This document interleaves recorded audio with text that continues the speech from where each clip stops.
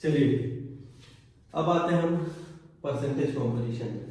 ठीक है, इसमें तो और कुछ नहीं रहा। ठीक है, ठीक है। तो चलिए अब आते हैं हम परसेंटेज कॉम्पोजिशन पे। इसको इरेज करते हैं। Where is the eraser? Is the here I got the eraser.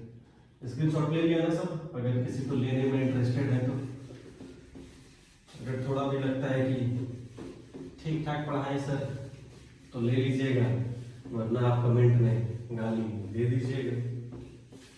चलिए बैठ जाओ भाई भी। अब हमारा टॉपिक है परसेंटेज कॉम्पोजिशन।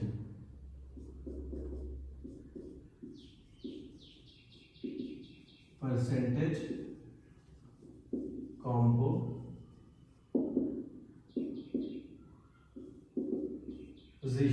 ठीक है। इसको ऐसे समझाने से बेहतर है कि हम क्वेश्चन के थ्रू समझाएं। ठीक है, ज्यादा बेहतर होगा। ठीक है, चलिए सबसे पहले हम एक क्वेश्चन के थ्रू ही इस टॉपिक को समझाएंगे तो इजीली समझ में आ जाएगा। ठीक है, एक क्वेश्चन काफी रहेगा, ज्यादा वीडियो लंबा करके 2 क्वेश्चन देके फायदा नहीं है। एक क्वेश्चन ही ना है, इस तरह का ही क्वेश्चन रहता है, आप इजीली सॉल्व कर सकते हैं। बस हम इसको डिटेल में बताते हैं और क्वेश्चन हम भेज देंगे बहुत सारे, इतना कि आपका माथा दुख जाएगा। तो चलिए क्वेश्चन लिखते हैं।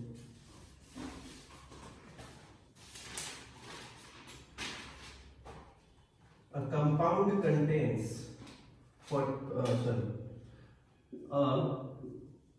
compound contains 4.07% हाइड्रोजन, ठीक है, comma 24.27% carbon and 71.65% chlorine. Okay, ठीक है। It's molecular mass, sorry molar mass, ध्यान से, मॉलिक्यूलर और मोलर में बहुत डिफरेंस है। It's molar mass is 98.96 gram, is 98.96 gram. Molar is 98.96 gram, full stop. What are its empirical formula and molecular formula? ठीक है, चलिए क्वेश्चन के थ्रू ही इस टॉपिक को हम समझा रहे हैं और क्वेश्चन क्या कहता है जरा ध्यान दीजिएगा। ठीक है, ये क्वेश्चन के थ्रू ही आपको ज्यादा बेहतर तरीके से समझ पाएगा कि एक कंपाउंड है। चलिए ठीक है, कोई कंपाउंड है, पता नहीं क्या है। एक कंपाउंड है, कंटेन्स करता है 4.07 हाइड्रोजन, 4.07% हाइड्रोजन, 24.27। मान लीजिए हम कहते हैं कि ये एक कंपाउंड है। ठीक है, इसके अंदर हाइड्रोजन है, कार्बन है और क्लोरीन है। ठीक है, हाइड्रोजन है 4%। तो चलिए सबसे पहले ज़्यादा 71% हम मान लेते हैं कि चलिए 71.65% क्या है, ये है बाबा क्लोरीन। क्लोरीन बाबा की जय। फिर है आपके पास 24.27% कार्बन, पी लीजिए 24.27% कार्बन बाबा की जय। फिर है आपके पास कौन से बाबा, 4.07% बाबा हाइड्रोजन की जय। ठीक है, अच्छा समझ गए सर। ठीक है, अब क्या करें? तो इट्स मोलर मास इज, इस पूरे का मोलर मास दे दिया है, जो भी कंपाउंड होगा पता नहीं, 98 पॉइंट, पहले क्वेश्चन को समझना है। ठीक है, तो 98.96 ग्राम। ठीक है, तो what are its empirical formula and molecular formula? ठीक है, एम्पिरिकल फार्मूला क्या एंड मॉलिक्यूलर फार्मूला क्या, ये और ये निकालना है। एम्पिरिकल फार्मूला और मॉलिक्यूलर कुछ कैसे निकाले सर? परसेंटेज में दे दिए और तो कुछ ऑप्शन ही नहीं दिख रहा है। तो देखिए सबसे पहले समझिए, इसके अंदर एक कंपाउंड है 71.65% क्या है, क्लोरीन। ठीक है, तो ये जरा बताइए इससे हम क्या कर सकते हैं। हम पूछ रहे हैं कि चलिए ठीक है बताइए क्लोरीन कितना है, ये परसेंटेज में दिया है, आप हमको बताइए कि लाइक एटॉमिक रेशियो में क्या आ जाएगा। लाइक देखिए इसको हम यहाँ रखें कि मिटा दें, इसको थोड़ा इधर खींचते हैं, फिर से बनाते हैं इसको, क्योंकि इसको रखना जरूरी है ताकि समझ में आएगा, या फिर इधर रखते हैं। ठीक है, ये लीजिए 71.65% क्लोरीन, ठीक है, और ये 4.07% हाइड्रोजन और 24.27% कार्बन। ठीक है, ये सारे लोग। तो अब देखिए मतलब ये कैसे बनेगा, इस प्रोसेस को याद रखिएगा, कॉन्सेप्ट कभी भी याद मत कीजिएगा। ठीक है, कॉन्सेप्ट समझने का चीज है, प्रोसेस याद रखिएगा। सबसे पहले क्या करना है आपको, एलिमेंट का नाम लिखना है। ठीक है, एलिमेंट कौन कौन सा एलिमेंट है, हाइड्रोजन है, कार्बन है और क्लोरीन है। ठीक है, फिर क्या दिया है, फिर आपको परसेंटेज दिया है, हाइड्रोजन कितना है 4.07, कार्बन कितना है, सॉरी हाँ कार्बन कितना है 24.27 और क्लोरीन है 71.65%। ठीक है, ठीक है, समझ गए इतना बात। अब समझिए क्लोरीन 71.65% है और ये पूरा एक कंपाउंड है। अब कौन सा कंपाउंड है नहीं पता, ये कंपाउंड है, क्लोरीन इतना एरिया लेके रखा है। ठीक है, इतना 71.65% का एरिया रखा है। अब मान लीजिए अगर ये लोग 100 ग्राम होता, हम कहते हैं ऑल ओवर 100 ग्राम है, तो 100 ग्राम में 4.07 ग्राम, 24.27 ग्राम, 24.27 ग्राम, ये 71.65 ग्राम होता अगर 100 ग्राम ओवरऑल होता। पर कितना है वो भी नहीं पता, जितना भी है उसमें 200, 250, 500, 300 जो भी है उसमें ये 71.65% का जगह ले रहा है। तो इसमें हम क्या कर सकते हैं, इसमें हम ये कर सकते हैं, ठीक है, कि इसका हम रेशियो निकाल सकते हैं। ठीक है, 71.65% का रेशियो निकाल सकते हैं। कैसे रेशियो निकालेंगे, तो क्लोरीन का मास कितना है। ठीक है, देखो यहाँ पे सबसे क्या निकालना है, मेन रेशियो आप निकाल सकते हैं। ये चलिए एटॉमिक रेशियो क्या बोलेंगे, एटॉमिक पहले लिख देते हैं। सबसे पहले आप लिखिएगा एटॉमिक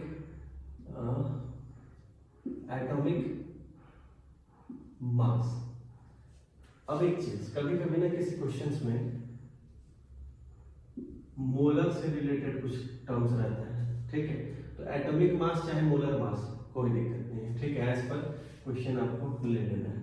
तो आपके पास फाइनली क्या है, एटॉमिक मास हाइड्रोजन का कितना होता है, या फिर मोलर मास, एटॉमिक मास कितना होता है 1, नहीं होता नहीं है। एटॉमिक मास और मास नंबर में हम डिफरेंस बताए थे। ठीक है, एटॉमिक मास और मास नंबर, एटॉमिक मास क्या होता है इसका, हाइड्रोजन का एटॉमिक मास होता है 1.008। ठीक है, और मास नंबर हाइड्रोजन का क्या होता है 1। ठीक है, तो हम सिंपल मास नंबर सबको याद रहता है, एटॉमिक मास नहीं याद रहता। Mass number is the approximate value of atomic mass. Atomic mass हुआ 1.008, ये एटॉमिक मास है, पर ये याद रहता नहीं किसी को, मास नंबर याद रहता है 1।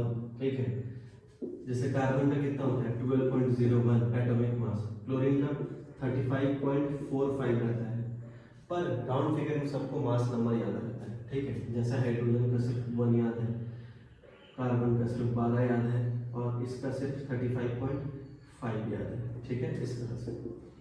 तो ये मास नंबर है, कोई बात नहीं, यही सब आप यही लिखिए। ठीक है, पर समझिए ये लिख दिए। अब आपको करना क्या है, इसका आपको अब एटॉमिक रेशियो निकाल लीजिए, चाहे इसको बोल लीजिए मोलर रेशियो। कैसे निकलेगा, तो देखिए ये 4% है।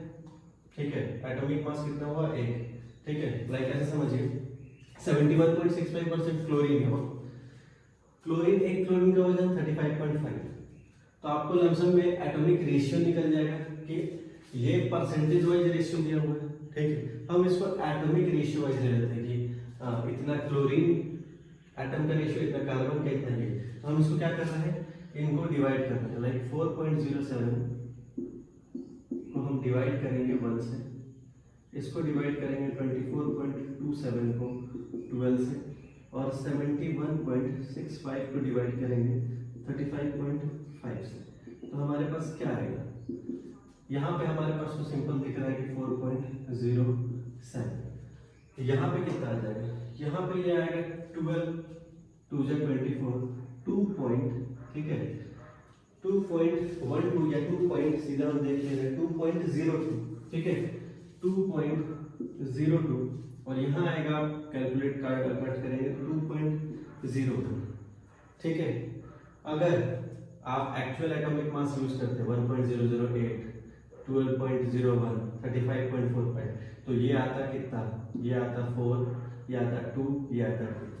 पर अगर ऐसा आ रहा है, आप इसको राउंड फिगर में क्या लिखेंगे, ठीक है ये एटॉमिक रेशियो होगा, ये राउंड फिगर में आप इसको 4 समझ रहे हैं, 2 समझ रहे हैं, 2, या फिर सीधा यहाँ देखिए ये आपका रेशियो आ गया एटॉमिक रेशियो, ठीक है। अगर 1.008 लिखते तो 4 आता, ठीक है कोई बात नहीं, आप इसको इग्नोर कीजिए ये सब पॉइंट्स को। 2.02 मतलब 2, 2.01 मतलब 2, 4.07 मतलब 4, ठीक है। अब आपको क्या निकालना है, अब आपको निकालना है रिलेटिव रेशियो। रिलेटिव रेशियो कैसे निकलेगा सर, रिलेटिव रेशियो में क्या करना है, ये तो एटॉमिक रेशियो निकल गया, ठीक है कि क्लोरीन इस कंपाउंड में कितना है, क्लोरीन कितना है 2, ठीक है, और कार्बन 2 और हाइड्रोजन 4, ठीक है। नाउ अब रिलेटिव रेशियो कैसे निकलता है, तो रिलेटिव रेशियो में आपको ये करना है कि जो इसमें से मोस्ट कॉमन है, ठीक है मोस्ट कॉमन कौन सा दिख रहा है 2, इस 2.01 है, आपको राउंड फिगर में सीधा 2 समझना है। तो आप मान लीजिए 2 से 4.02 को काट दें तो क्या आएगा, ये आएगा 2 आएगा पॉइंट में, लेकिन आप समझिए कि यहाँ भी आप पॉइंट में लिए नहीं, तो सीधा ये 2 ये 1 ये 1, ठीक है। यहाँ देखिए 2 1 1 सीधा, तो ये जो है, ठीक है इसी को कहते हैं सिंपलेस्ट रेशियो। मतलब अगर एक चीज के लिए बताते हैं, अगर गलती से यहाँ पे आता क्या, यहाँ पे आ जाता, अगर समझ लीजिए यहाँ 2.5 और यहाँ 1.5, ठीक है तो क्या करते हैं, ठीक है तो क्या करते हैं, या फिर हाँ तो नहीं, अगर यहाँ पे मान लो डिवाइड करने के बाद कभी कभी किसी क्वेश्चन में क्या आएगा, ये आ जाएगा 2.5, ये आ जाएगा 1.5, ये आ जाएगा 1.5, तो क्या करेंगे, तो इनको सिंपल रेशियो में लिखेंगे। क्या करेंगे 2.5 इंटू 2 5, 1.5 इंटू 2 3, 1.5 इंटू 3, तो ये हो गया सिंपल रेशियो, ठीक है। और हमारे पास ये नहीं आएगा, अगर किसी क्वेश्चन में ऐसा आता है तो आपको ये कर लेना है। यहाँ पे हमारे पास सीधा क्या देख रहे हैं 2.02 से 2 कॉमन ले लेंगे, 2 आएगा, 2 से 2 1, 2.2 से 2 1, तो हमारे पास क्या आएगा यहाँ पे सिंपल रेशियो क्या आएगा 2 1 1, ठीक है। तो सिंपलेस्ट रेशियो ये आया है, ठीक है। सिंपलेस्ट रेशियो को भी क्या कहते हैं, लाइक एम्पिरिकल फार्मूला का डेफिनेशन याद करो। सिंपलेस्ट रेशियो क्या होता है,